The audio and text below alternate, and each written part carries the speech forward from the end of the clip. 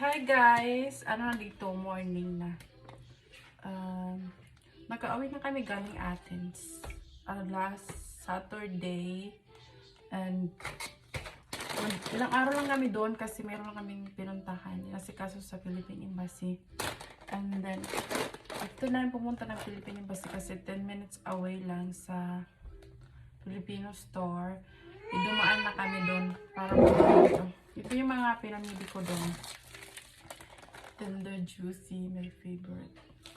After 2 years, gosh, nakakain din ka. And then bagoong. Ito din yung hinahanap ko doon. Bagoong. And then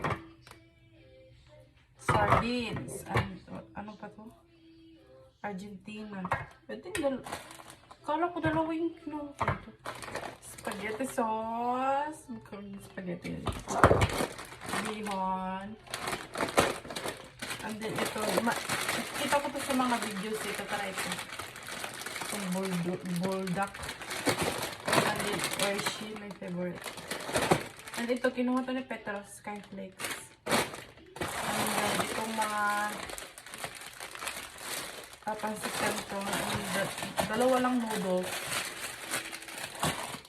Dito yo. Buwad.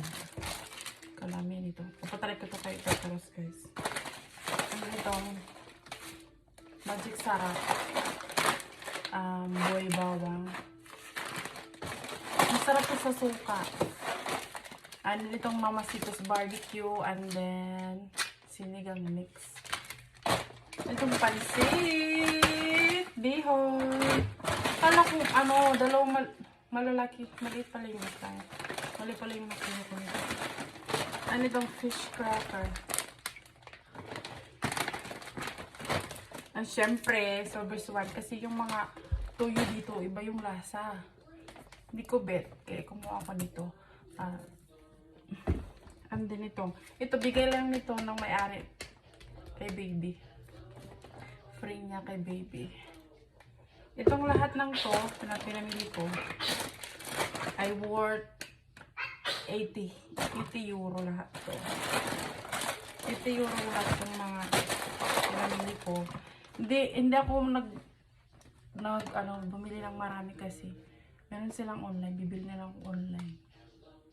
Para hindi hassle kasi mabigat siya pag inano namin dito sa ay may bibi pa kami. Kaya na lang, mag-order ako online. Ito na siya lahat, guys. Worth it ba yung 80 euro? Namiss ko to. Grabe. Ano to? 250 euro each. Mga nasa magkano to? Teka lang. Bihon! Wala nang diyan. Ito talaga yung mga namiss ko eh. Ito yung talaga yung namiss ko.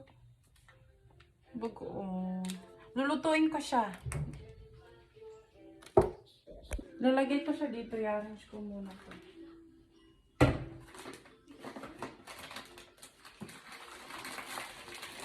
I-arrange ko muna to.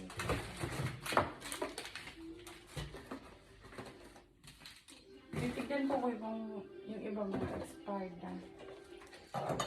Tutapon na yung expired. Ito yung toyo nila dito. Hindi ko siya bet.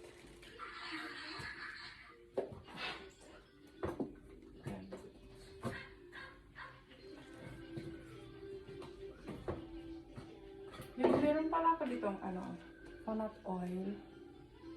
Hindi ko pa siya nagamit. Hindi ko pa siya na-try. Kung alam ko ano gagawin ko dyan. Ito sa ilalagay.